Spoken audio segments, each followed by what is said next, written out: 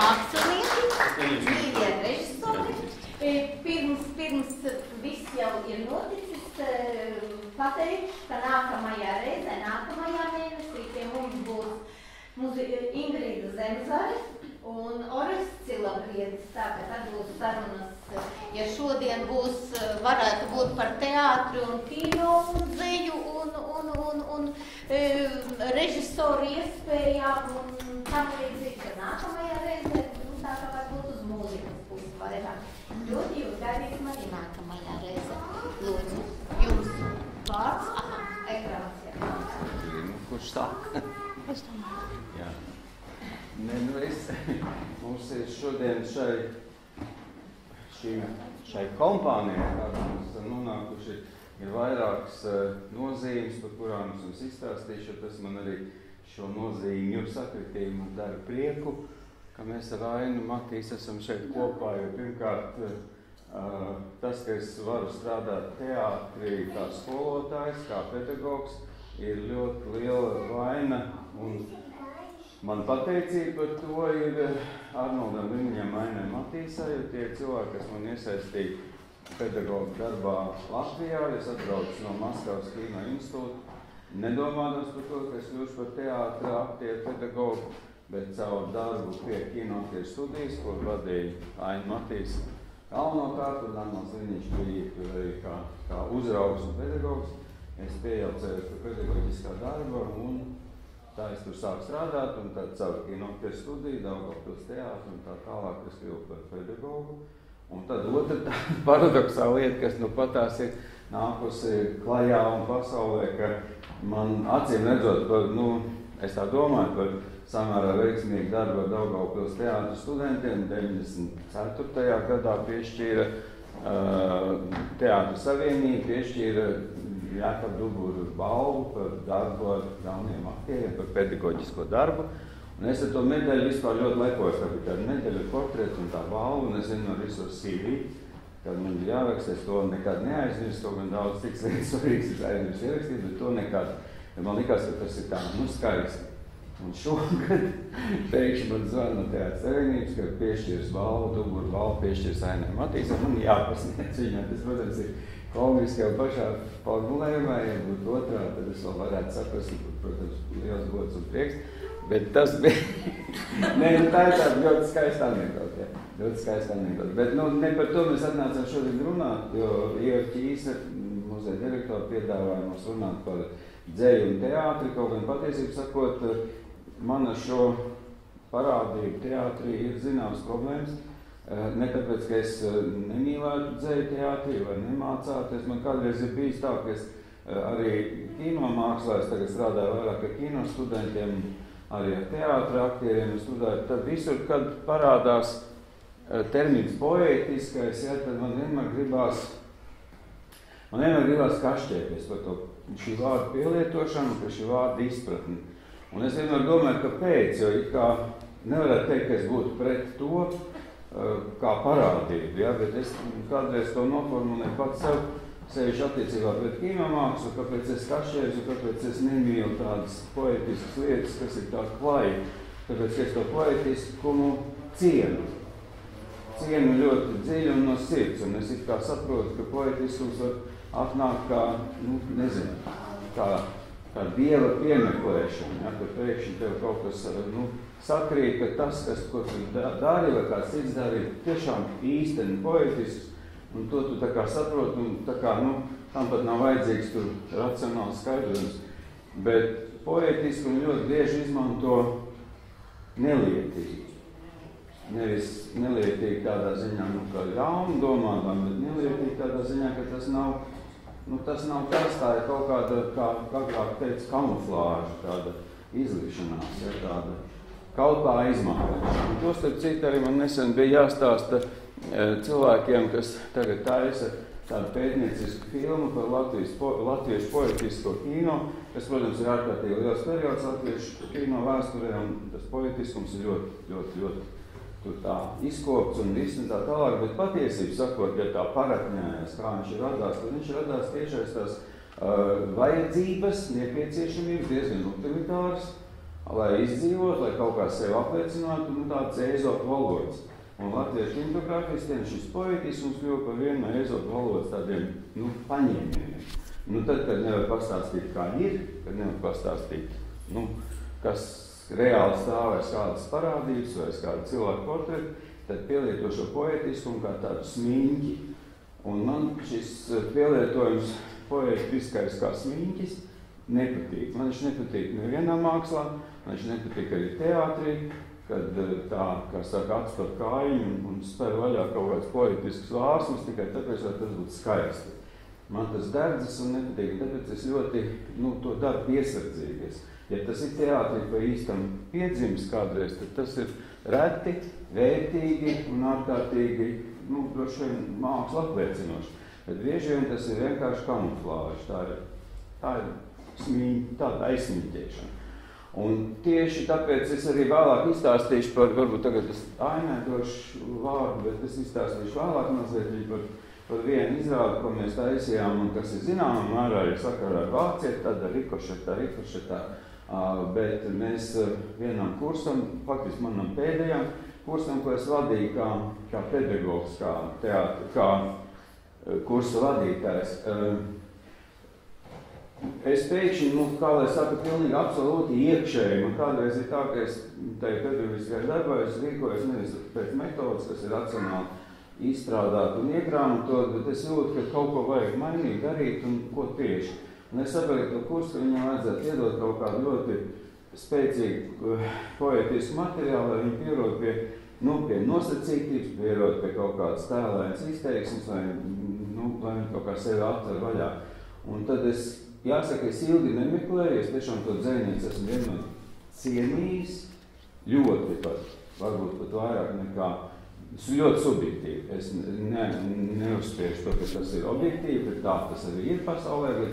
Es esmu ļoti mīlējis un cienījis visos laikos, kaut gan viņas īsajā dzīvē, tas mums tik gari nav, dzejnieci Velgu Krīli.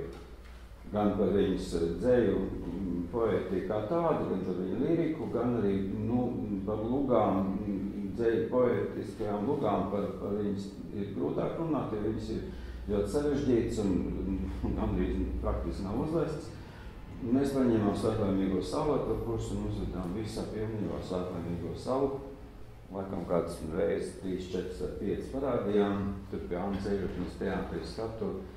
Un tas bija ļoti vajadzīgs darbs aktieriem, tas bija ļoti vajadzīgs darbs man. Un es domāju, ka arī, daudz Lielsās nebija šeit, bet vajadzīgs arī viņai viņas vārda nostiprināšana dzejā. Paldies. Aina, tad... Jūs varat sēdēt. Paldies. Pēters te tik komplementāri runāja par mani, ka man gandrīz vai nērti ir, bet es teikšu vienkāršāk. Manā mūžā ir bijuši 2 režisori, ar kuriem es esmu blakus strādājusi, un diezgan daudz, varbūt ar Pēteru mazāk, bet ar Arnoldu Ligniņu un Pēteri, un tieši ar šiem 2 cilvēkiem man ir bijis absolūti visvieglākā strādāšana un vislabākā sapratne. Man ir tāds sajūta, ka es vēl neesmu paspējusi pateikt, ko es domāju, kad Pēters jau man saka to, ko es domāju, tā kā pats no sevis jau. Un tā bija arī ar Arnoldu Ligniņu, ka mēs bieži vien saskatoties jau acu skatā bija redzams, kā mēs vērtējam varbūt kādu padarīto darbu vai filmu vai jebkuru kaut kādu kopēju tādu vērojumu. Un man bija drusku pārsteidzoši, ka tāds kursa darbs pēkšņi dzejā, jo tas ļoti reti teātra fakultātē mums ir noticis, ka kaut ko dzejā studēt. Šekspīrs tas ir pats par sevi, ja, bet tā nav tāda. Un kā latviešu autore, un es tā iespringu tajā brīdī, ka, tagad ir jāskatās rūpīgi. Bet man jāsaka, darbs gāja viegli un raiti, un man liekas, ka mums pat izdevās diezgan neparastā formā viņi iekļaut. Viņam, mēs jau varbūt redzēsim tur ierakstā. Jā, drusciņ. Kaut kāds tāds kā karavīru formas viņam mugurā. Jo bija jāizdomā, kaut kas kopējs, kā to visu tā ielikt kaut kādā formā. Pēters tam malacīgi izdomāja tādu risinājumu. Tā ka man vislabākās atmiņas ir palikuši par to. Un toreiz es kaut kā vairāk arī ieinteresējos par dzejnieci Velku Krili. Manā mājā bija kādreiz viesojusies Ieva Roze, jauniņa meitenīte draudzējas man dēlu, un tur citi vēl plašāks tas draugu loks. Viņa pieminēja dzejnieci, un tad es vēlāk jau sāku domāt, ka viņām daudz kopēja. Un turpat vēlāk, atskatoties vēl tālāk, kaut kur nostājas blakus Austra Skuiņa. Un es domāju, tāds traģisks, bet dīžo jauku dzejnieču krīnieks. Un kas man tieši Krilas sejā patīk, es viņu mēģinu, es nezinu, varbūt jūs arī, kad lasāt, jūs mēģināt pieķert kādu dzejnieku, vai tur nav kaut kas tā banālāk pateikts, vai nelieto pārāk skaistus vārdus par zvaigznēm, mēnesnīcām un tā tālāk. Un es pieķeru sevi, ka ir zvaigznes un ir mēnesnīca, bet ir tieši vietā. Un tik labi, tā kā Čehovam, kad tas pudeles korķis atspīd naktī, ja jūs atceraties, tā kā viņš raksta par Trigorinu trepļos ar skautību, cik viņam tas labi iznāk. Un es domāju, cik labi tas iznāk Velgai Krilei. Un tā asociācija bagātība, vai, ja skatās enciklopēdijā, es pat izrakstīju to formulējumu, tātad dzējas mērķis radīt emocionālu pārdzīvojumu, savienot. Tad man jāsaka, Velga Krile radīja man gan emocionālu pārdzīvumu, gan arī saviņojumu. Tas ir neliela apmēra mākslas darbs. Un kā tādu piemēru, protams, jūs noteikti zināt to, bet es tomēr gribu jums atgādināt vienu, manuprāt, brīnišķīgu dzejoli, kurā ir tik daudz pateikts, ka liekas, to es šī cilvēka biogrāfija lasījis. Jo mūsu doma mums aizved vēl tālāk. Lūk, šis ceļos es nelasīšu, tā kā aktieri tīši lasa, bet tā drusciņi pelēkāk, bet man vairāk tā doma interesē. Nevis ne tā jūtināšanās.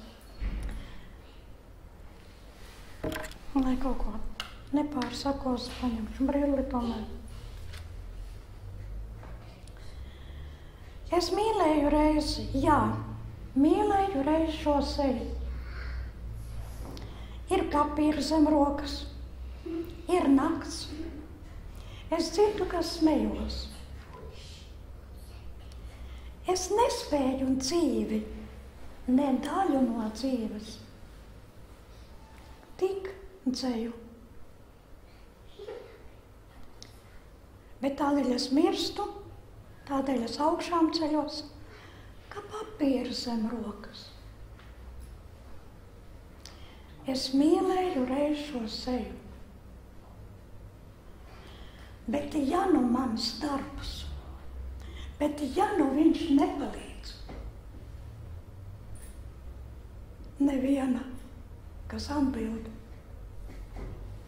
papīrs un mēnesnīca.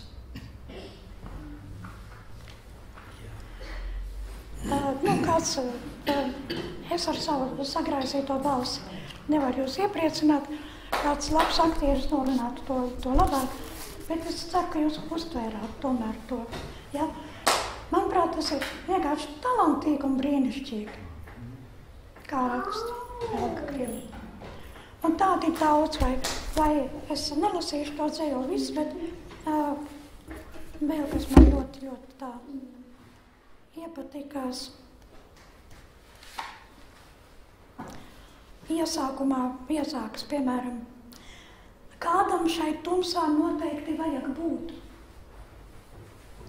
tikai roka man jāpastiepš.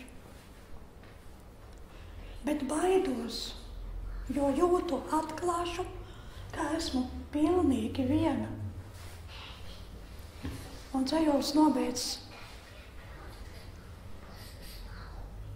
Tātad, tur ir ieteikts milzīši viss, ja pie tava glābēja loga es ļoti baidos tev pajautāt, vai tu arī esi pilnīgi viens.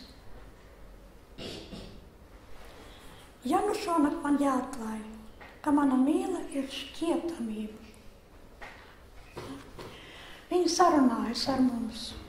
Sarunājas ļoti tieši un negribētam būt tāda krāšņa vai interesanta.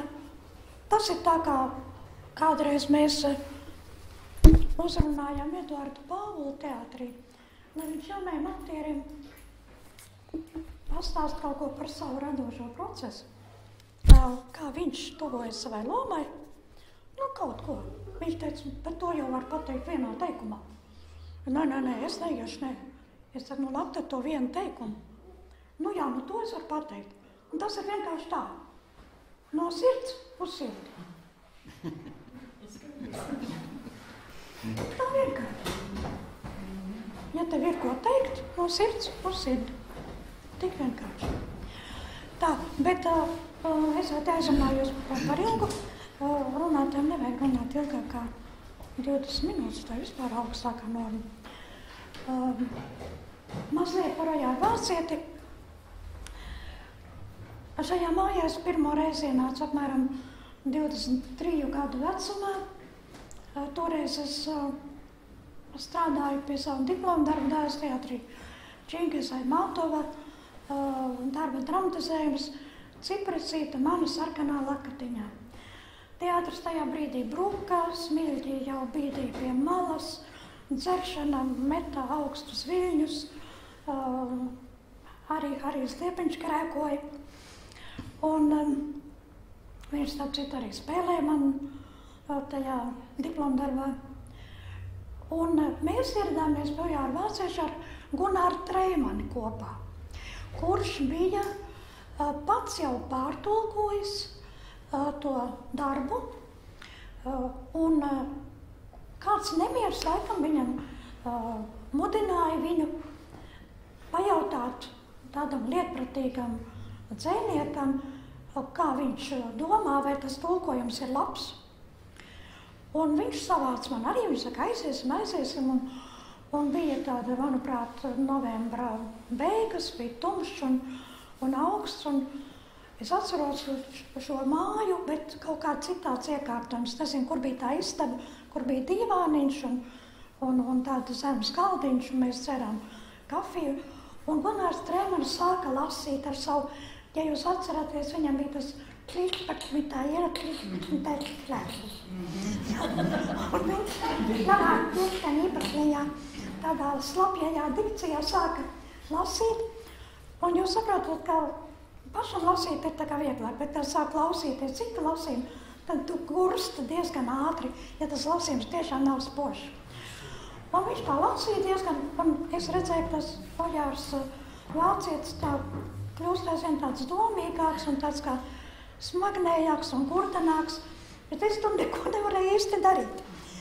Un vienā brīdī Treimanis piecēlās un izgāja ārā vai papīpēt vai kur, un tad Ojārs Vācietis tam bēdīgi teica, ko viņš te tā ir satulkojis. Es būtu paņēmis un pārtulkojis. Kāpēc viņš grib, lai es tagad tā rēdīģēju? Man bija tā kā vēl trakāk sajūta. Un es domāju, jāmudina Treimani iet projām. Nevajag gurdināt. Jo tas tiešām tā diezgan nejēdzīgi iznāca.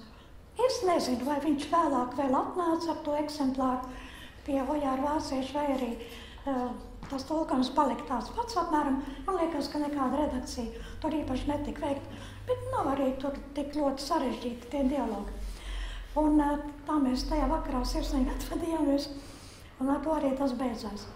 Nākamā tāda saskare jau bez paša Ojāra Vācieša klātbūtnes Bija tā, kad es beidzu teātra fakultāti, man norīkoja, mums bija tāds brīdis Latvijā, kad 2 gadi bija jānostrādā tur, kur tev aizsūta, bet diplomu tev rokā nedod. Vēlāk sapratu, ka tā ir liela nejēdzība. Es būtu gribējis tūlīt tālāk mācīties, braukt tur uz aspirantūru arī, bet man nebija tiesība, un bez diploma nekur nevarēja aizbraukt. Un man bija jāstrādā televīzijā. Televīzija ik pa 2 mēnešiem bija tāda ceļu raidījumi. Kā viņi saucās, es vairs neatceros, vārds jaunajiem varbūt. Un tad, es zinu, ka toreiz arī pavisam jauniņa Māra Zālīte reiz piedalījās. Un es strādāju tieši literāro raidījumu redakcijā, un pēc plāna man bija reiz iedalīts tas ceļu raidījums, tur kā kuram gadījās, ja?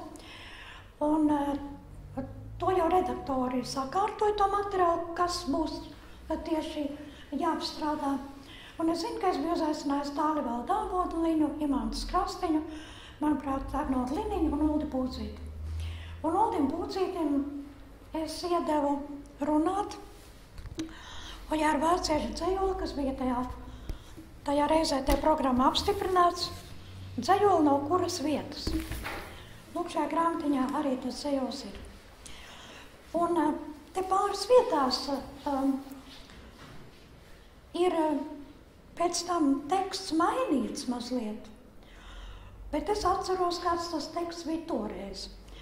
Un izlasot dzejoli, mums abiem ar Uldi likās, mēs jau tomēr bijām tādi drusciņi, tādi disidenti, kā lai pasaka, ja? Nu, ne jau tie īstie, bet tādi, kas tiešām centās runāt caur puķiem un iedurt kaut kur tādu asāku adatiņu kaut kur tiem, kas pelnījuši, lai viņiem iesāpes, un tiem, kas grib domāt, atkal tā sakustināt. Un mēs tagad lasām dzejoli un domājam, ko darīt, jo teksts reizēm nav saskaņojams ar mūsu uztveri. Nu, bet paklausieties, ar sarkano, ar svēto krāsu lāpā iet Latvija uz gadsimteni. Es nesaprotu tos, kam patīk pļāpāt par lielo un par mazo dzimteni. Kas tā var runāt, tam tās nav nevienas, ne lielu nav, ne arī maziņu. Tas sevi neciena un citus nevar cienīt. Ne svešinieku, ne arī paziņu. Šajā pantā bija cita rindiņa. Tur bija tā. Tas sevi neciena un citus nevar cienīt. Tas savu māti sauc par paziņu. Diezgan stipri pateikts. Vēlāk te ir tāds teksts. Un kad sauc sarkans karogs cīņu takā, kas mani sagaida, vienalga viss, vai sudmaļa, vai arī rucu taka, vai arī nezināmo liktenis. Agrāk tur bija tā. Un kad sauc sarkans karogs cīņu takā, lai vēji tajā ugunskurā pūš, kur liesmo sudmaļa un rucu taka, un arī visu nezināmo mūšu. Tur ir tie sarkanie karogi, tur ir tās cīņu takas, tur ir, un tur par blakus ir tik brīnišķīga rinda. Cits Volgas krastus mīl, cits kalnu klinti, es mīlu garu, lapegļainu gatvi, kur man ir reiz ar neizsēšamu tinti, ik asins pilienā ir rakstīts Latvija. Ja? Un tas ir tik ārkārtīgi mums svarīgi un mīļi tajā laikā. Un blakus ir tas sarkanais karogs. Uldi Būcīti mēs saucam par puli. Es saku puli, daram, ko varam. Zini, to sarkano muļā, cik var kaut kā aizkrāso. Uzsver kā citu vārdu. Ar sarkano ar svēto krāsu lāpā. Ar sarkano ar svēto krāsu lāpā. Nevis ar sarkano. Ar sarkano ar svēto krāsu lāpā. Iet Latvijas gadsimtu.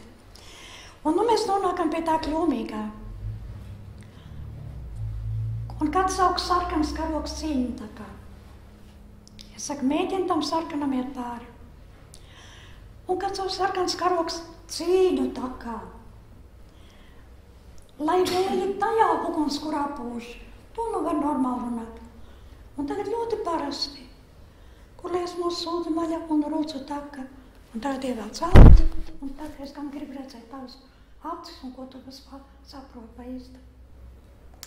Un arī visu nezināmo mūžu. Un Ulds to izdara skaisti. Skaists jauns vīrietis, vīrišķīgs.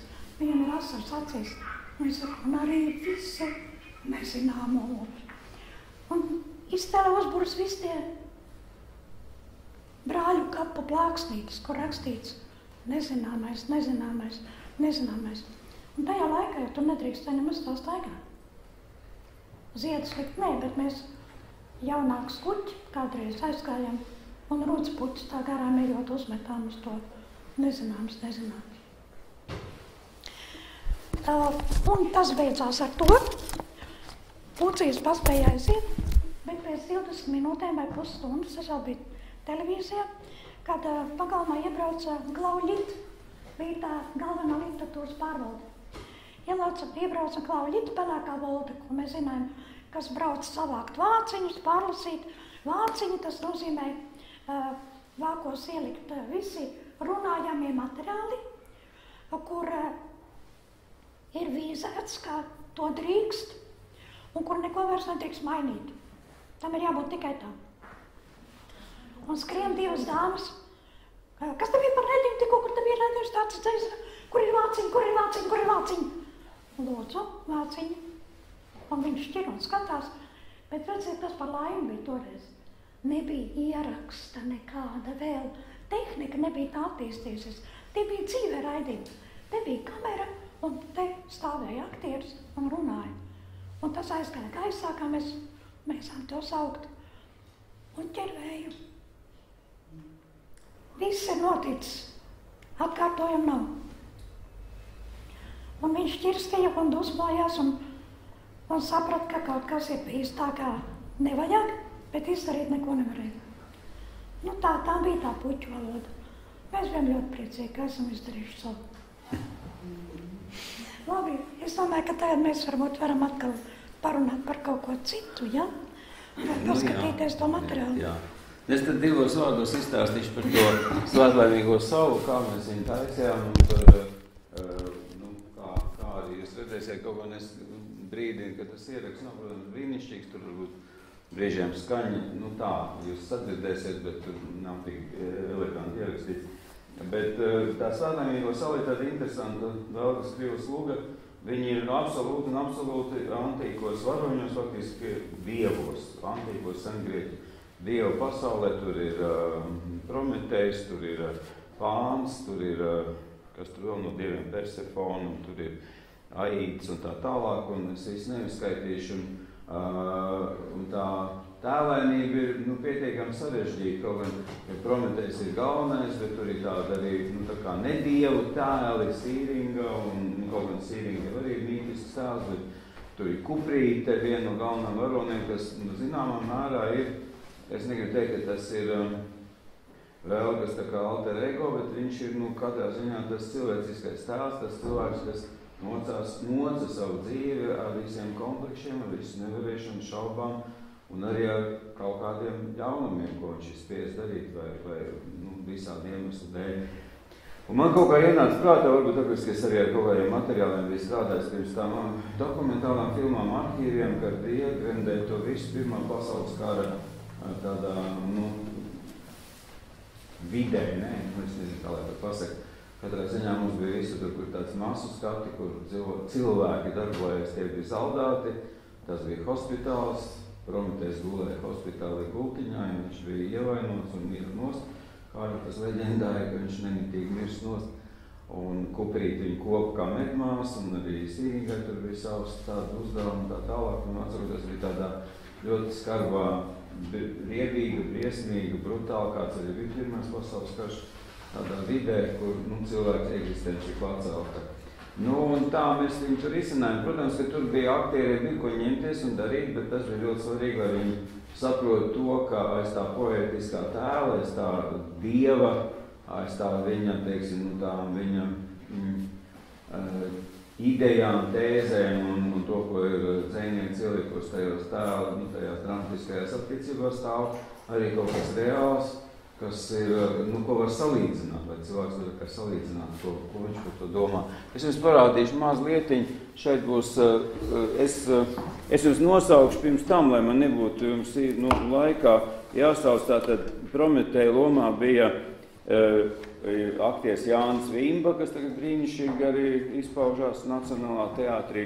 Pāns bija Ivars Krevinskis, jūs viņu te redzat, sastinguši. Sīrings mums bija divas, bet šim ierakstā ir Madara Saldover, kas, pamet Nacionālā teātru, tagad dzīvo laimīgā laulības dzīvē Čikāgā, man liekas. Sīrings vīrs, man liekas, bija Meijers, tas tagad neatceros. Kuprīt šajā ierakstā ir mazā Vita Balčunaite, kas, ar viņu bija tā, ka viņa ir burvīga meitene, ļoti skaista un šobrīd ļoti arī populāra. Viņa, visās presēs, visas preses, visu nokrāsu žurnālos viņa figurē un dzied un tā tālāk, bet viņa kā aktrise bija mokoša kā studenta. Un kādreiz bija tā, man likās, ka es viņu atskaitīšu no kursa, bet viņai mēs iedevām šos ļoti smago un ļoti neparasto Kuprītes lomu, ko viņa patiesību sakot, viņa tur uzvilkās līmenī. Ja? Tas nebija varbūt brīnišķīgi labi, bet tur bija. Tad mums tur ir Dēmetre, man liekas, ka bija Inga protams, ne Inga, bet balodē bija, kā bija vārds? Ilona, jā. Un Persefone bija Alla mums bija. Alla mums jā, Alla, kas tagad ir Vācijā, ir aizprecējusies Aīda Ļuldis. Tur vēl vairāk tādi mazāks lomas, es visu nenoskaitīšu, bet tie galvenie. Un tad bija ļoti labi, ka tur varbūt drusku tur ļoti meitenes izteiksmīgi spēlē, bet drusku nevar saprast, ja jūs neredzat visu to izrādu, tad nevar saprast to līniju, bet ir ļoti skaistas. Ir psihe šeit, Velgai Krilē ir viena psihe, bet mēs viņu sadalījām divās personās, un divas skaistules mums bija. Ilze Čuzula un Inga Siliņa, viņas ir tā kā abas divas, viņas tā kā brīnišķīgi spēlē tā kā vienu būtni, bet divās sejās. Un viņām pretī bija Līvzniks, kuram es tagad aizmirstu, kā to lomu saucās. Viņš bija tas Dekaleons vai viņš bija arī viens no tiem, vai Erots viņš bija Erots, tieši tā, tur bija tāda mīlas līnija un tā. Bet es jums nenomocīšu ilgi ar rādīšanu, jo nav tik kvalitatīvi. Vai nevajag aizkarbišķiņu pavilkt ciet? Aizkarbi laikam nevarētu.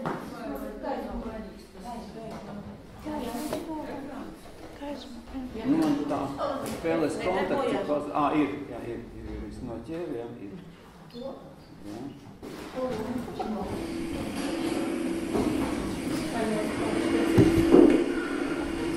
Nav cilvēku vairs, tikai Dieva.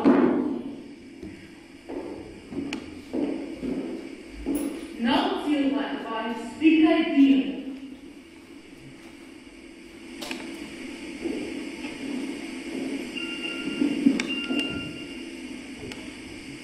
Sīrīgā, vai tevi slikti?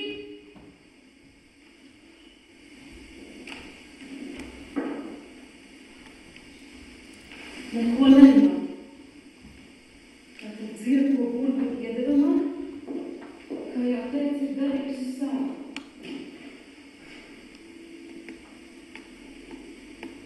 Sarkans vakariņš.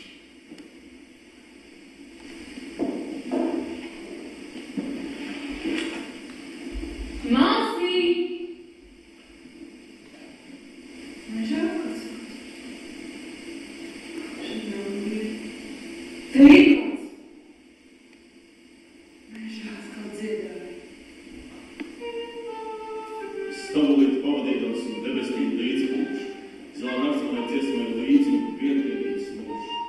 Un savu pērsu iektu bezkaunīgi žņauts. No manas aizpēc sievieti. Gluži kā milču draugu es nevāru pavu.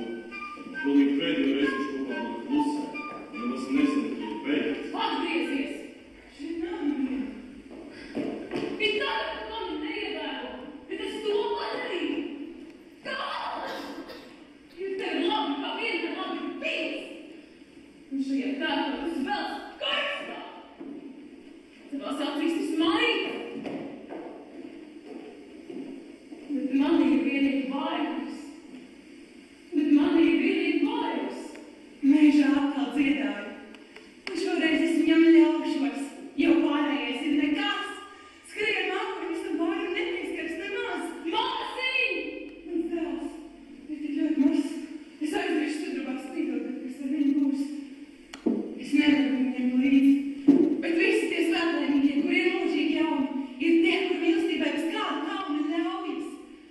Iestājiet par mans mīlīs, iestājiet par mani radāt, par manā laika un gana, un mežā atkal kāds tauti. Viņa bija tik laimīga, tāda kā iekšēja gaisma no viss, kas viņā laistījās. Kādas šausmīgas baumas. Nav cilvēku vairs, tikai Dieva. Prometēji, tu mani piegrābi!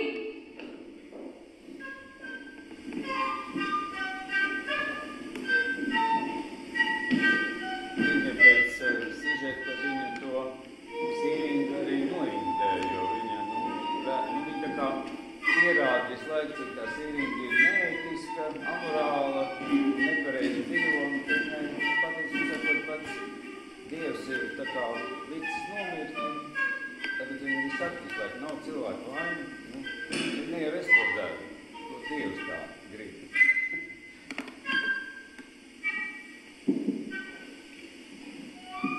Bērns ir tapuši dziesmi, un cilvēki klausās man. Un gaidās iztraucēt dienu sakari, un mieras nekam labāk skan. Pa naktīm es zvaigznes skatos, kur mednieks Orions staigā. Lielais mednieks, kur Dievi kalpoja, par ko viņi nokāpēja. Tagad viņš zvaigzne un jaudā, un mirdzēs pār laimīgiem un nelaimīgiem. Vai es, kas no mīlas sasietis kaut maz brīdi būšu zvaigzne. Un sēdiņu, ko es izcītu, un bāla stunda kāds miers, un augļu meškos es ienācis pus dzīvnieks, es tapis Dievsību, ļaudis uz mešanas upurs tā būtu pielūdzu mani. Jo tagad, kad viss ir zudis, man stunda kā staburs. Es dzēru, līdz nemaniem atceries kopiski deju. Kas esmu es, kam no pusēm dzīvnieku galvu? Es zinu, ka mīlas saka, vai daudz citu no klintīm lēc. Nāve! Kas īsti ir nāve? Kā dzīvnieks to nezinās. Tu paskaties, kāds viņš skaists. Tu paskaties vienkārši Pamēģis uz priekšu, uz kāda ir nāve, un kurējums kā vainas. Es atvainoju, uz plāsīs. Tagad ir abas cīknes būs, jā.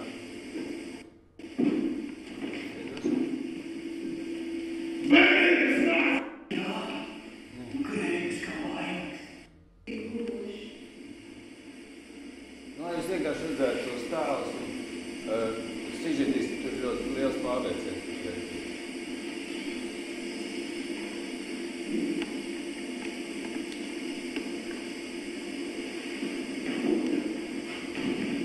To, ka mēģinājām skaisti kājas, var redzēt.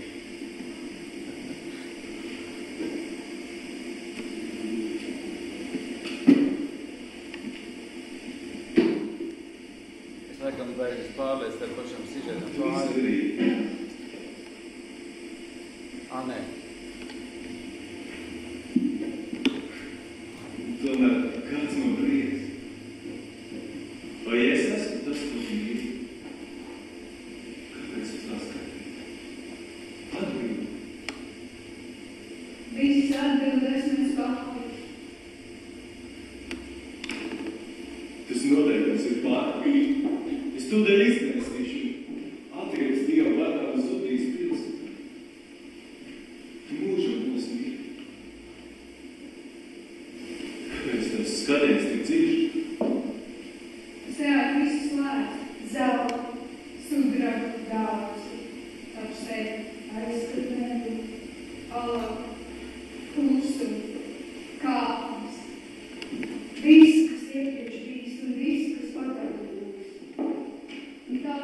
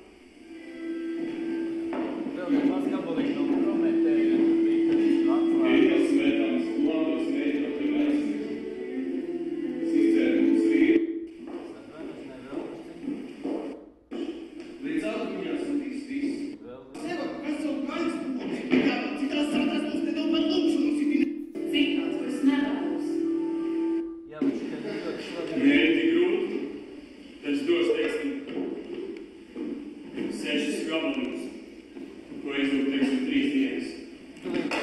Tas ir iepriekšējais teiks, vienkārši nevar tur. Cik cilvēku tomēr ir labi. Un šis viss tik cēlsirdīgs un atprāva sev, kas jau gaļas būtu. Jā, citās sātās mums nedaudz par lūkšanu, šī bija nekā sīvi.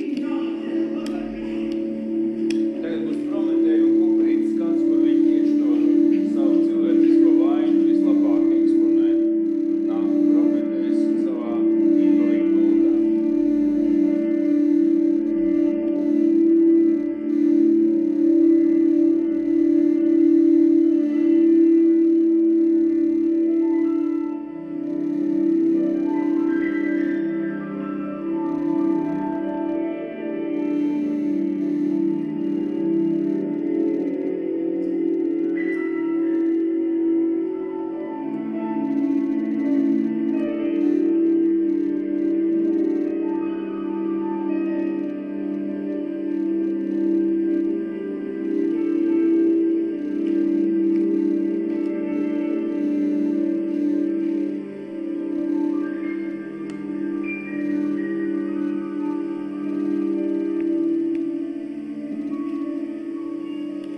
Neko es nejūtu. Viņš ir kļuvis kā zvērs. Bet tas, kas man ir kļuvis citāds, ko es nevēlos. Naktīs atver sieņu un roku. Vai viņi nāk pie vīra? Tie zina drīzāk pie nāves. Vai domāju, ka ļaunu kaut par labu šeit dzīvības? Un jūs žādaties kaut. Es aizmirsus, atcerieties. Bet tā bija sieviņa cita, ka saules bija pārā. Tā, ka lokā sīks ir sadījus un nabaga. Un ko viņi meklē, kas zina. Un puika naktī vajag. Un man raudās dzīvību, kurien tik vajadzīga. Un vīrs man kupri sākā, ko pagadās sīt. Bet noziegums. Saki, kāpēc tu runā visu ko citu? Bet vientulīgi un sapni, tā ļaunāko sīvīga meta. Vien to, ko dzīvi paņēma, ko dzīves aktīvus. Tu paņēmi dzīvi atņem. Ir vārds, notikums. Vai tu arī esi kā zvērs?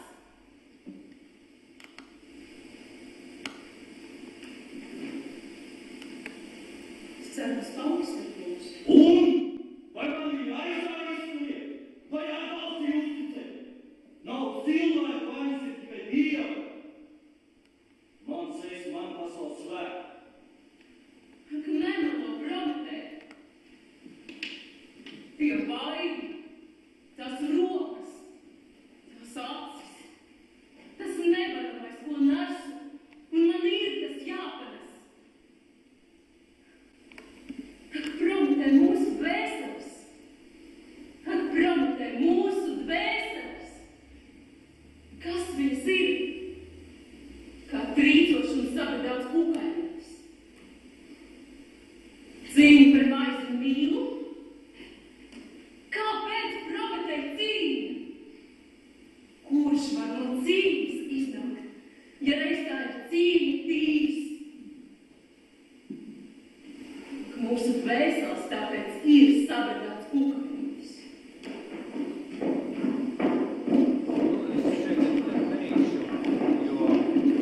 Tas tā kā kredo tā visā lugā ir par to cilvēku cīņu, dvēseli un tur tādu, es atvainojos par skaņu, kas droši vien brīžiem ir grūti saklausām un skatoties, man jādomā, kāpēc tā ir, kad, ja cilvēkam ir jauns un skaists ģīmis, viņš nemāk runāt vēl un kad paliek ģīmis netik jauns un skaists, tad viņš iemācās runāt. Jā, bet redz, runāt mācās visu mūžu patiesībā. Tāpēc par dzīvniekiem piedzimst, par runātājiem kļūst, runājot pamazām. Ļoti reti, kad jaunos gados ir ļoti labs orators, ļoti reti tas. Grieķi jau īpaši par to domāja kādreiz. Tāpēc viss viņas runas skola no turienes līdz mūsu dienām. Jā, bet te ir arī ieraksta akustiskā skaņa. Jā, ja jau būtu labi mikrofoni, tad būtu citādi. Te ļoti tā tās spalgās balss vinnē, jo viņas ir... Tā ir tehnikas vaina lielā mērā. Bet teātrī šodienas aktieriem jau dikcija ir ārkārtīgi praktiski grūti saprast. Ja paņem salīdzina, teiksim, vecos vēl, kad Pēters Liepiņš, piemēram, runā, un viss pilnīgi saprotams. Tā ir, jā. Drusku ir tā, jā. Es nevaru teikt, ka visiem tas, protams, atkarīgs no tāda, bet... Jā, bet zināt, man ir radies tāds iespējas, ka arī režisoru uzskats ir ļoti atšķirīgs. Jo tā ir diezgan smalka lieta, runāt brīvi, mierīgi un skanīgi, bet ar savu balss tembru. Bet mums ir tā vai nu kliedz, vai runā uz pārelpu ļoti bieži. Tas nozīmē, ka pats process nav precīzs. Un ir režisori, kas patiesību meklē klusumā. Ja viņš runās tā ir pilnīgi, tad viņš būs ļoti organisks. Pēter, es domāju, ka mēs varbūt arī par skaļu runājām. Un kā labāk būtu bijis, ja mums būtu bijuši mikrofoni, jo mēs šobrīd esam patiesāki, kad mēs runājam tā, ja? Un, zini, enerģija arī nav jātērē tāda. Un aktieri ļoti labprāt piekrīt, ka būs šis vaiga mikrofoniņš, un tad es pilnīgi varu nedomāt par to, kāda man būs artikulācija. Un balss tembra nav, artikulācijas nav, un režisors ir pat apmierināts. Es zinu vienu jaunu režisoru, kas Valmierā bija teicis, runājiet tā, ka pilnīgi pat, lai nesaprotu. Man tas patīk, ka nesaprotu, nevajag to tekstu. Ir jau liels naids pat pret teksta lietošanu. Ja varētu visās lugās tekstu nosvītrot, būtu brīnišķīgi un atstāt tikai kaut kā to sižetu. Uz to tagad virzās. Viena no teātra vēstnešiem, Margarita Zieda, bija rakstījis jauku rakstu par to, ko domā un kā vērtē teksta vajadzību vai nevajadzību Vācijas teātros. Ja, ja tas jautājums jūs interesē, izlasiet, manuprāt, tas ir pagājušā numurs, vēstnes un kaut kāds trešais, 15. gada. Ja? Tur ir arī par uguni un nakti jau, bet ne tādā sakarībā. Ja? Tur atsevišķi tas ir. Un tā būtu tāda pavisam cita diskusija, ko mēs varētu ar jums jauki runāt, bet tā šodien nav mūsu temats, par ko mums jārunā. Tā kā es tikai garām skrēju to piemetienu. Tur ir tā, ka aktierim tomēr jau viņš strādā savu ķermeni, savu instrumentu visnotaļ, un bieži vien ir tā, ka mūsdienu teātrī, kur, protams, ir ļoti daudz problēmas izteiksmē, formā, paņēmienos, un šobrīd, man liekas, ļoti liels kokteļa laiks, kad viss, kas tiek jaukts kopā, un bieži vien ir tā, ka tā ķermeniskā brīvība varbūt tiek arī atrasta, un cilvēki darbojās veikli un skaisti un vingri, bet tad, kad tiek pie tās vārdiskās izteiksmes, tad tur iestājās tas, kas jau nav tikai aktieru vaina.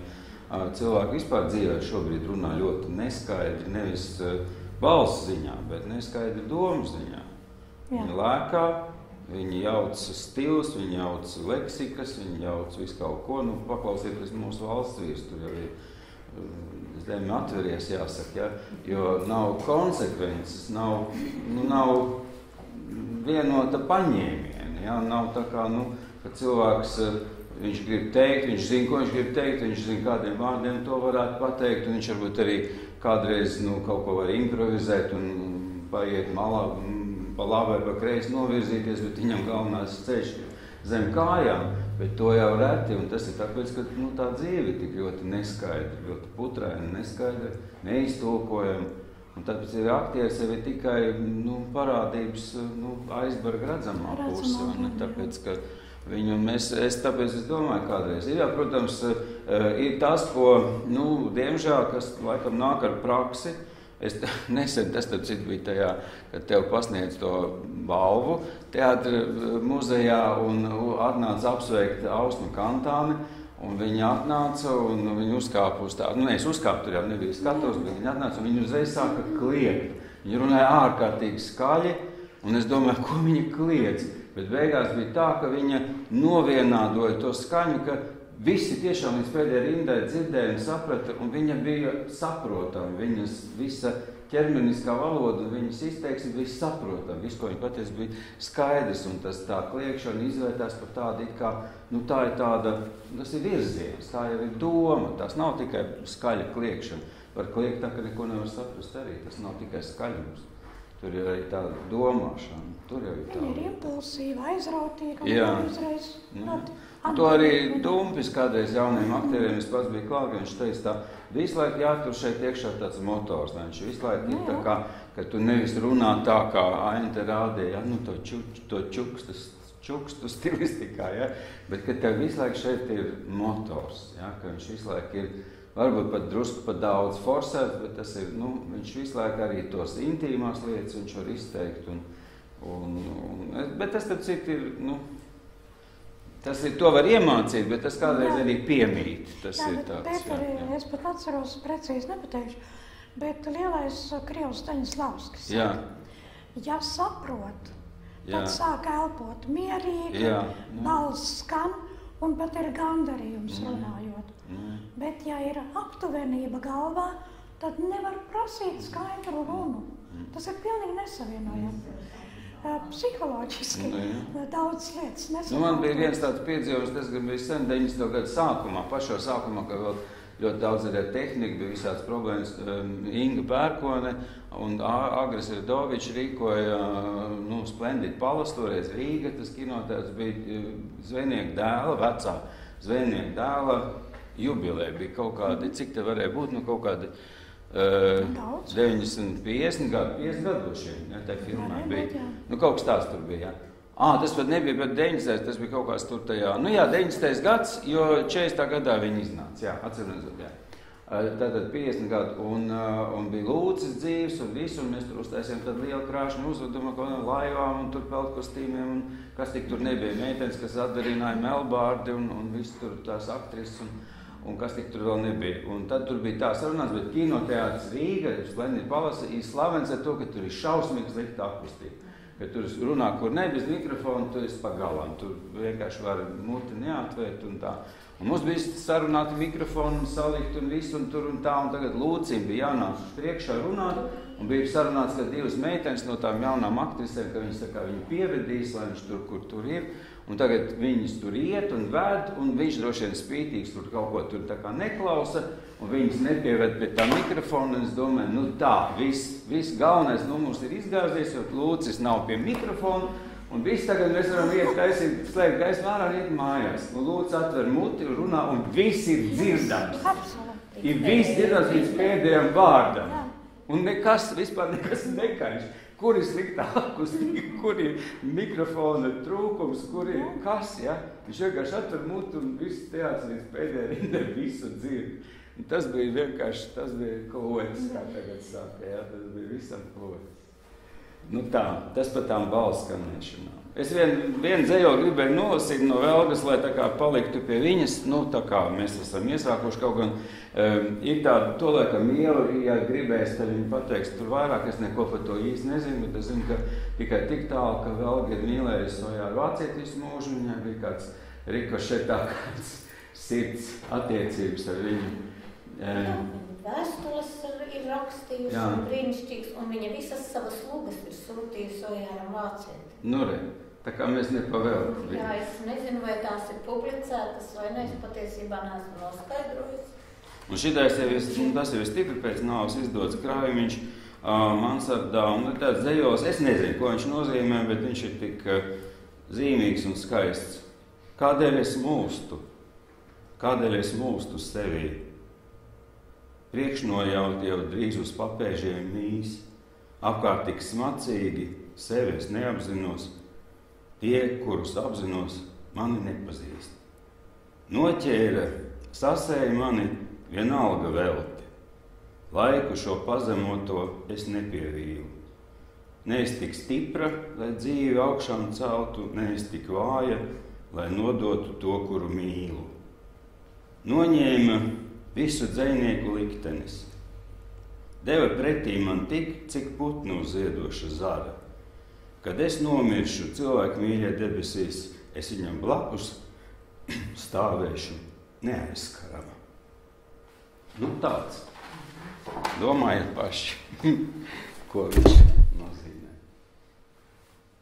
Dzīvos. Jā. Lūk. Varbūt jums ir kādi jautājumi? Es nevaru noformulēt visu. Par tādu dzejas teātri, nevis kaut kādu tādu poetismu. Bija Saulēnu Ziedoņa motociklus un bija tāda tradīcija. Tagad aktieri vispār ar dzeju. Mēs ar Zani Daudziņu runājam, arī viņi saka, cik grūti atrast aktieri, kurš var dzeju runāt un priekšā celt. Kā tas ir, kāda ir vieta dzejai teātrī šobrīd?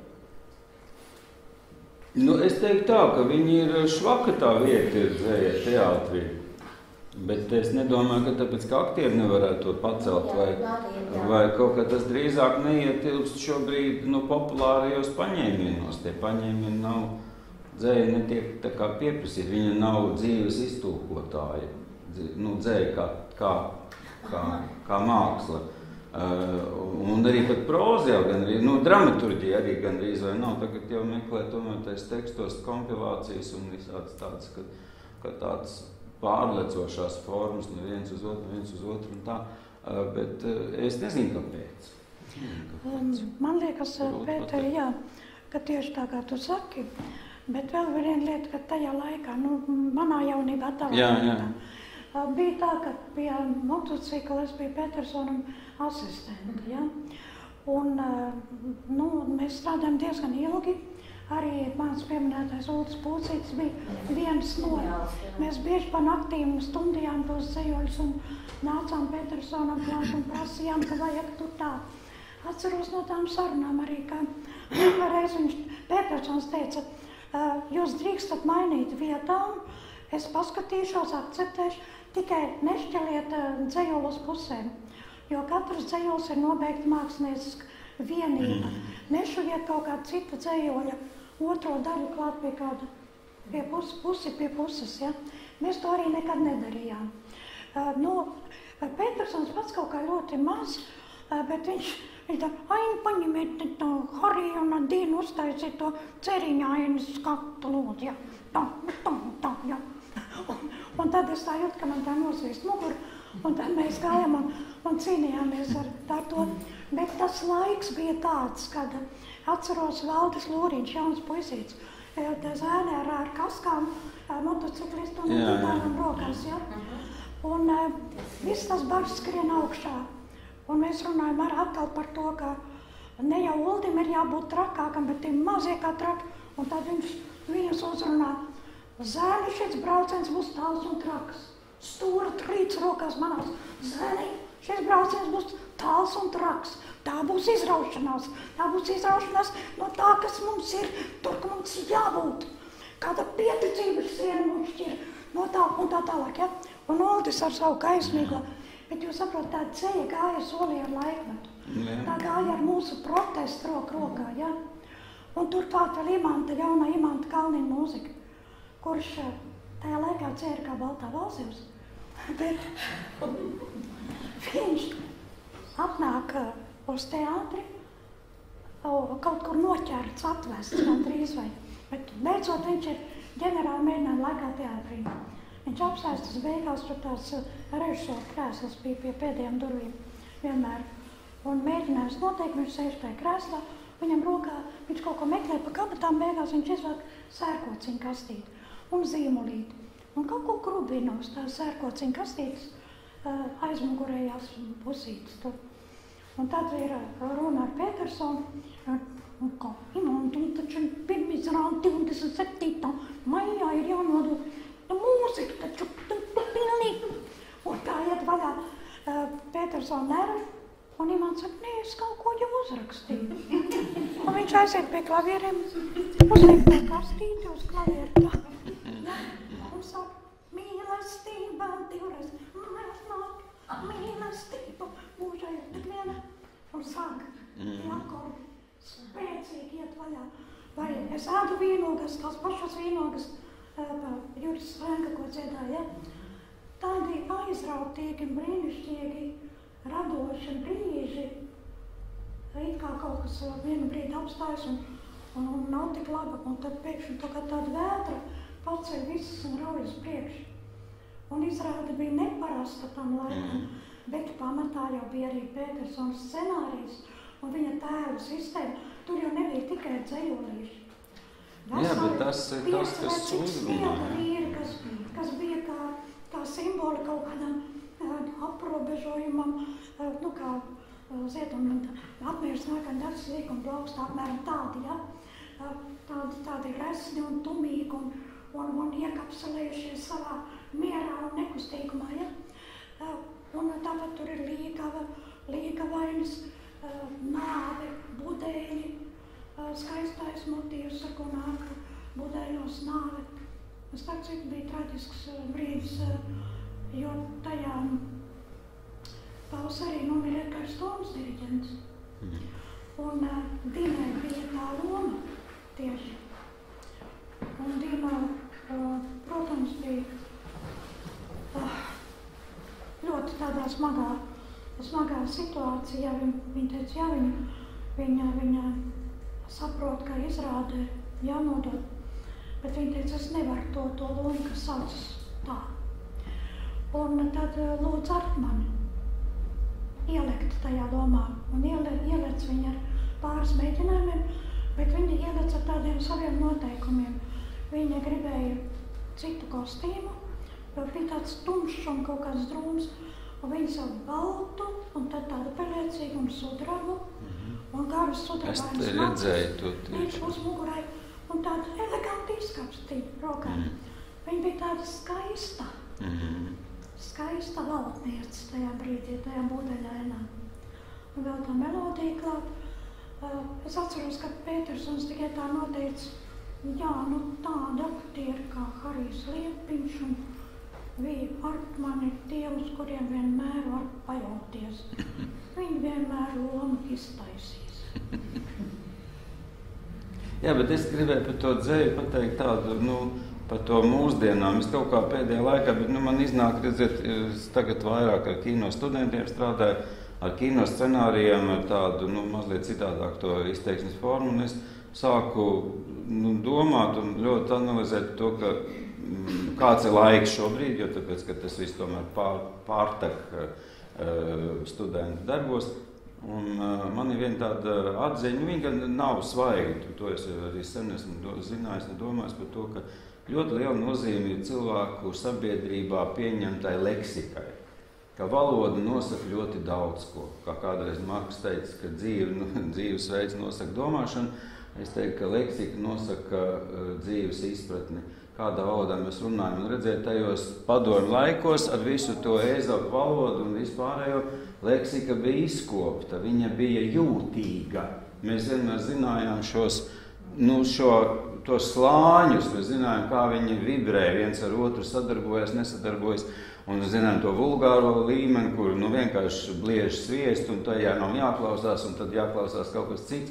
Un tas nāk, bet tagad ir iestājies tāds laiks, ka leksika ir ļoti primitīva. Un es ļoti bieži tā klausos, ko arī masu mēdījos tur, ko runā, visādi cilvēki, ne tikai valsts vīri, ne tikai tur tāds ievērojams, tie cilvēki, no kur atkarīgi mūsu dzīve, bet arī kultūras darbinieki. Un mēs visi runājam šausmīgi banāli. Mēs runājam tādas banalitātes, ka kādreiz liekas, paklausies un zeme atveries. Vienkārši liekas, ko viņš pateica vai viņa, ko viņa pateica. Ja pāanalizē, ko viņš vai viņa pateica, tas ir tās ir šausmas, jo tā ir banalitāšu kalngals, ja, ka vienkārši tālāk vairs nav kur iet, tur jau ir tās poētikas trūkums tur rodās. Ja. Jo tā kā tāds poētikas viņa nav vajadzīga, tā kā apmēram tiek izstumta, tā kā no barības, teiksim, kā tagad to sauc, groza, tiek izstumta kaut kā zinām daļa produktu. Viņi nav vajadzīgi, ja. Mēs ēdam tikai to, kas mums tagad ir modē. Un šī smalkā valoda, šī poētiskā valoda tiek izstumta.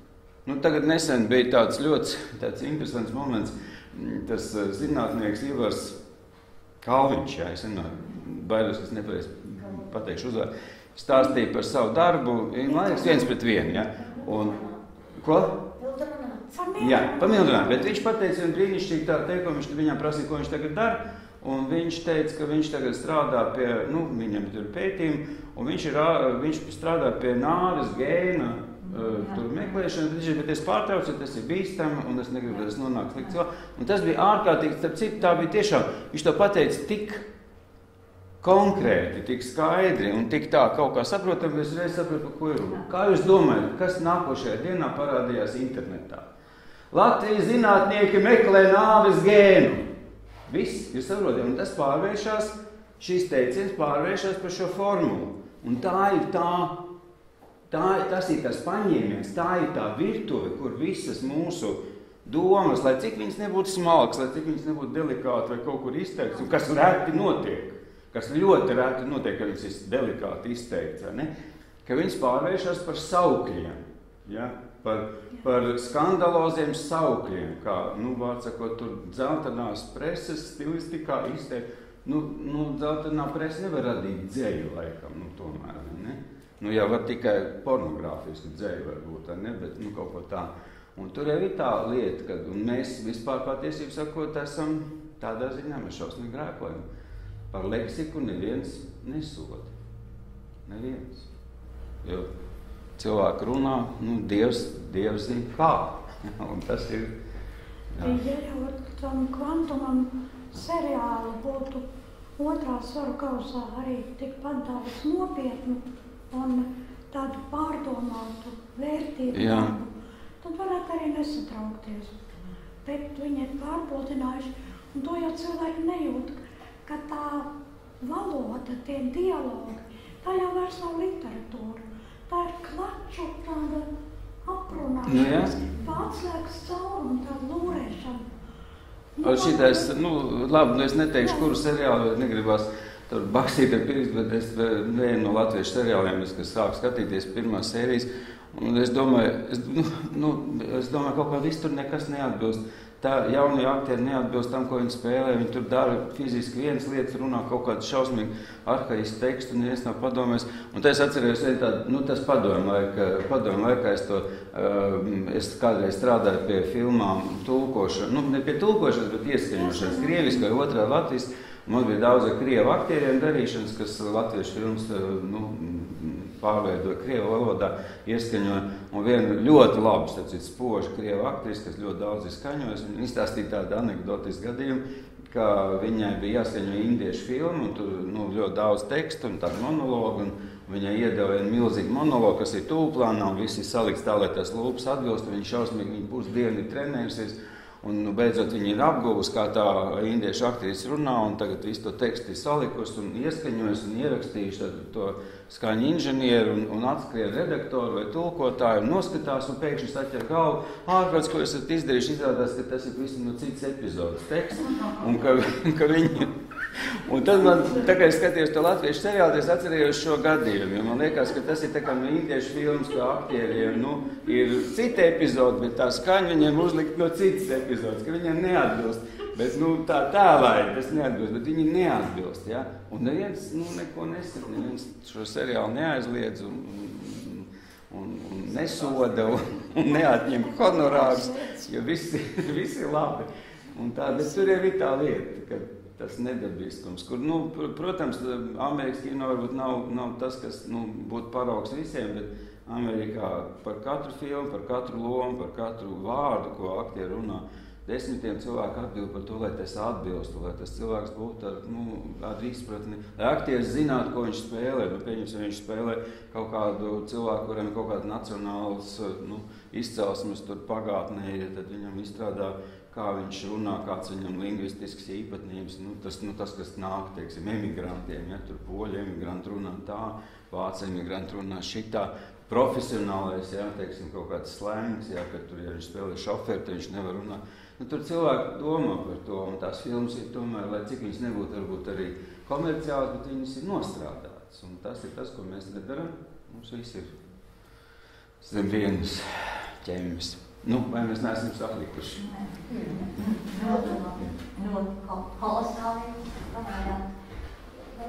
Vai kādi jautājumi vēl ir, vai ko tad sakiet, tas ir?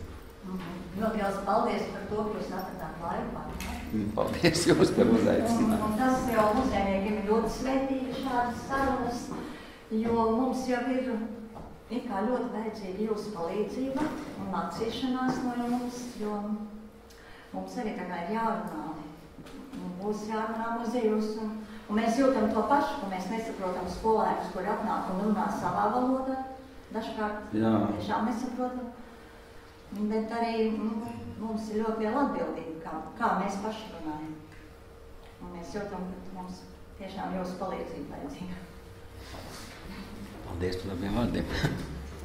Jā, paldies par to, ka jūs tik uzmanīgi klausījāties.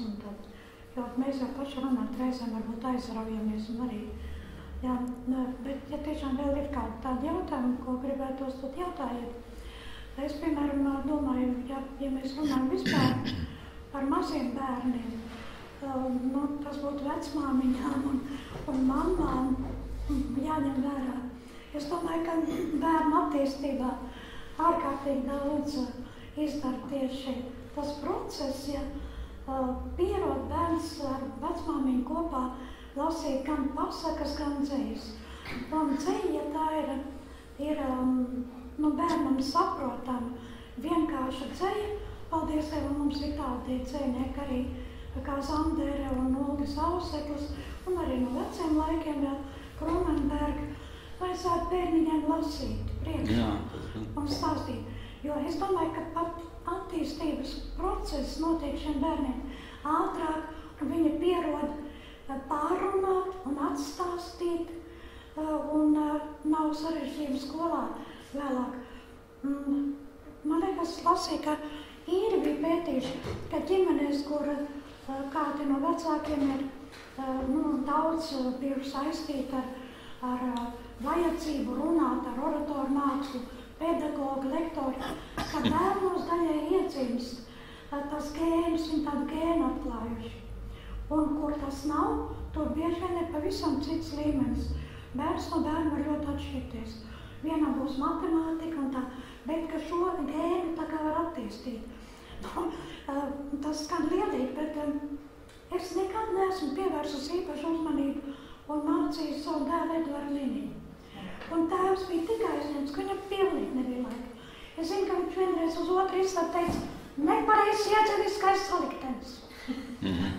Un viņš teica, es tajā brīdī sapratu, ka ir kaut kādi iedzeniskais salikteņi, padomāju, kāds ir uz augtam pievērst uzmanību. Bet viņš tiešām nerunā slikti. Viņš labi runā. Viņš ļoti labi runā. Un es domāju, laikam viņam ir paveicies ar kaut kādu tēva gēnu. Noteikti. Jā, bet viņam mazam ļoti patīk lasīt grāmatas. Viņa dzīvoja ar degunu grāmatā. No bērnu dienām maziņš. Viņš runāja visu to Maksu un Morits no galvas. Ar visu to draņķīgo drusciņu nežēlību. Paraugāties viņos, jau mazos putrēniņos. Dzirnās samaitīvus bērniņus. Jā, tā nobeigts Maksu un Morits. Bet arī šobrīd viņš bija rādījumā liek ierunāja, man liekas, ierunājis visu Kronenberga sprunguļmošu. Bet viņš to zina no bērnības. Kā viņš pats iemācījās lasīt, viņš sāka lasīt, viņš sāka sajust to dzējas ritmu. Viņam ļoti iepatikās un aizgāja tā grāmatu lasīšanā zem plašumā. Un meitai arī līdzīgi, viņa arī nav nekāda problēma šiem lietām. Bet tik vienkārši dzējolīši, kā arī Uldim Ausekam. Nu, kaut vai grūti bērniņam būs saprast, kaķis āda zeķes zaķi. Zaķis āda zeķes kaķi. Kaķis staigā zaķu zeķes. Zaķis staigā kaķu zeķes. Nezinu, kāpēc notiek tā. Notiek tepat Latvijā. Kaķis grib būt zaķis, zaķis grib būt kaķis. Kaķis staigā zaķu zeķes. Zaķis staigā kaķu zeķes. Es domāju, pietiekami lieliem, ko domāt gan bērniem, ko domāt. Kāpēc notiek tepat Latvijā? Lūk, šāds lietas. Tieši tā. Tagad es esmu vienmēr tā bijis un vienmēr tā būs, kas kroderis mālēs un malderis šūrs un tam līdzīgi. Aina, ja es drīkst vēl 5 minūtes, man iznāk, man tagad tāds katru pavasaru ap šo laiku, tagad man jāsāk, ja nesot grafiku sastādījis, es palīdzu, ir tāds pasākums, varbūt jūs esat dzirdējuši vai redzējuši kaut kā televīzijā vai YouTube'ā, kas arī tiek vienmēr demonstrēts, ir tāds TEDx Rīga, ir tāds pasākums, kur dažādas izcilības, dažādu profesiju izcilības personas stāst par savu pieredzi, viņam dodas 15 līdz 18 minūtes, viņam jāuztais runa, kur viņi tā kā sevi atklāja vai savu darbu, vai panākums, vai kaut kāds idejas un tā tālāk. Un es to organizēju tur tas starptautiskā biznesa augstskola, un viņi man iesaistīja, lai es palīdzu tiem cilvēkiem uzbūvēt tās runas.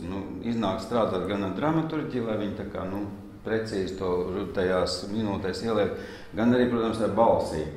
Un es nonācu līdz tādām atziņām, ka ļoti daudz, man ļoti tas darbs netik daudz, absolūti ne naudas dēļ, patiesībā sakot, man laika īsti nav, bet man interesē. Es tomēr tur satieku ļoti daudz cilvēkus.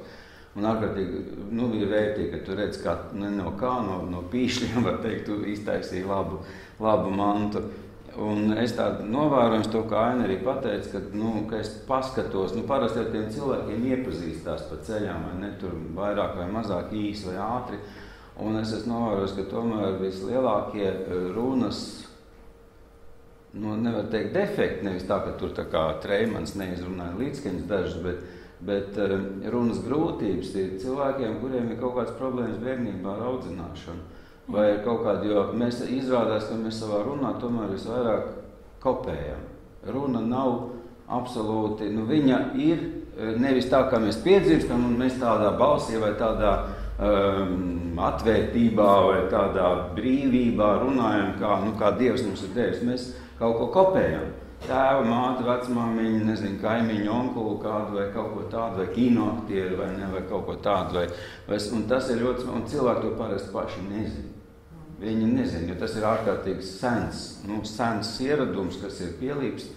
Un tāpēc tā audzināšana ģimenē un runāšana ir ārkārtīgi svarīga.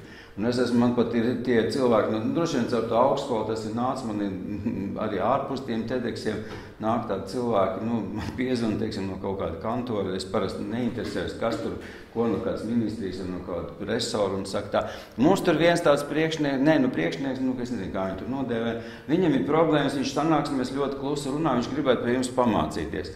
Un es vienreiz izdarīju tādu lietu, ka viņš atnāca viens cilvēks, un viņš tiešām, it kā klusi runā, un es kaut kā, es saku, es saprotu to defektu, es saku, bet, parunāsim par to dzīvi kaut kā, un es viņam tāds uzdevu tāds jautājums, tā kā iznāk viņš psihoterapeiti, tāds diezgan tāds spraigs, tas seans.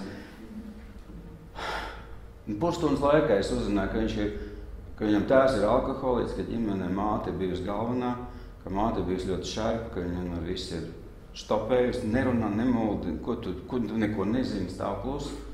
Un tie puikas ir izauguši par klusētājiem. Kā viņš tagad, viņš ir gudrs, viņš ir ļoti labi izglītojies, viņš ir kļūst par lielu priekšnieku. Viņš, man liekas, zinām, mērā bija saistīts ar mūsu nodokļu politiku.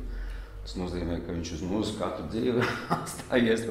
Un viņš sanāk, mēs nevaram parunāt, jo mamma ir noštopējusi to. Un es laikam viņš par strauju to kaut kā izvilku. Viņš vairs nenāca uz nodarbībām. To pirmo nodarbību viņš izdarīja kaut kāds paņēmies, viņam teica, kā to vajag darīt. Es laikam pa daudz strauju no viņa izvilku to sakni. Bet varbūt kā labi priekš viņu, ka viņš zina, kur tā sakni ir, ka viņam ir jāpārvar tās bailes. Kā Jā. Vienai trešai daļai cilvēku, kuriem ir šāda nepieciešamība runāt. Jā. Viņi to nav gribējuši, bet tā sabiedriskais status tāds. Vienai trešai daļai ir pilnīgi izteiktas neirotiska rakstura bailes. Jā. Un, ja skatītos sadaļu par bailēm, tur būtu no vientulības, no zvēriem, no fiziskām ciešanām, no nāves klasifikācija. Un pašā beigās ir bailes no jauniem paziņām. Mums tā kā vienam no otru šodien būtu ļoti jābaidās, ja? No jaunas iepazīšanās un bailes no publiskas uzstāšanās. Nu, jā. Un Gogovs ir teicis, visdrosmīgākais cilvēks šajā pasaulē no kaut kā tomēr baidās. Pat Karvatonis, kas iesaistīt kaujā, nebaidās zaudēt dzīvību, bet no kaut kā viņš baidās. Un tas ir izsmieklis. Un izsmiekli visātrāk var iegūt runājot. Kad tu nerunā tā, kā visiem patīk. Jā. Vai tu neproti runāt, vai tu esi bailīgs, tu vari nonākt izsmieklā. Un to neviens negrib, kā saka, nokļūt jaušu mēlēs.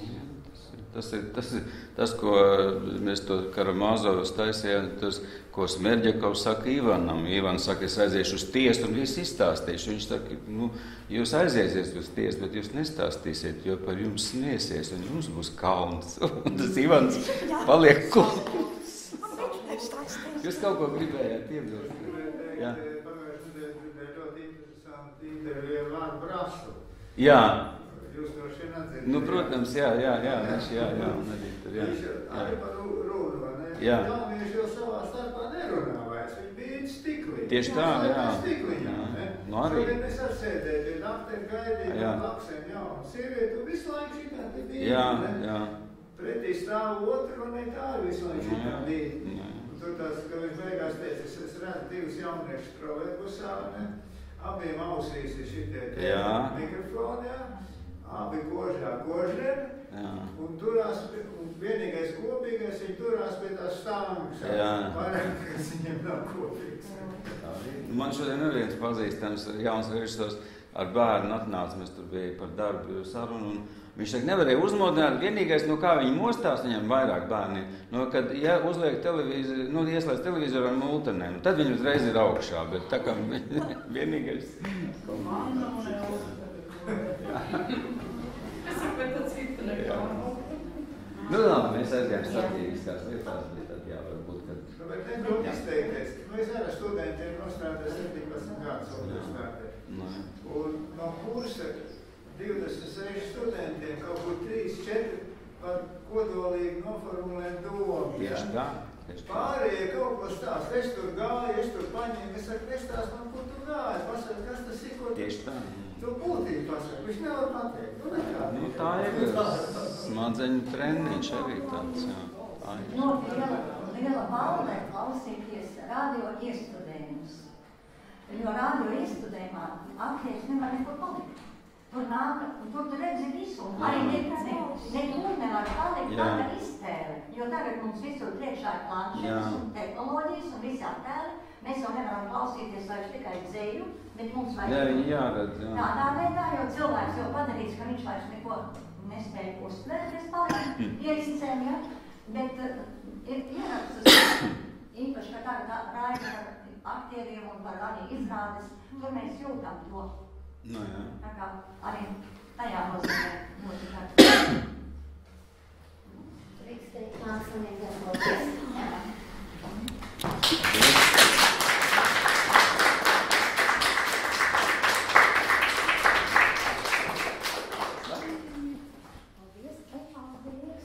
Es došu puķi, un man viena roka tikai, ja? Paldies. Ja? Un reku, ja runājam par dzeju, es jums gribu arī kādu dzeju pielipināt. Jā. Varbūt kā, jā, nepoētiska, bet nē, nu tāda, bez tāda lieka ārēja poētisma, bet dziļi poētiska, dziļi problemātiska, un man liekas, ka brīnišķīgs sarunbiedrs Ojāra Vācieša dzēja. Paldies. Paldies. Jā.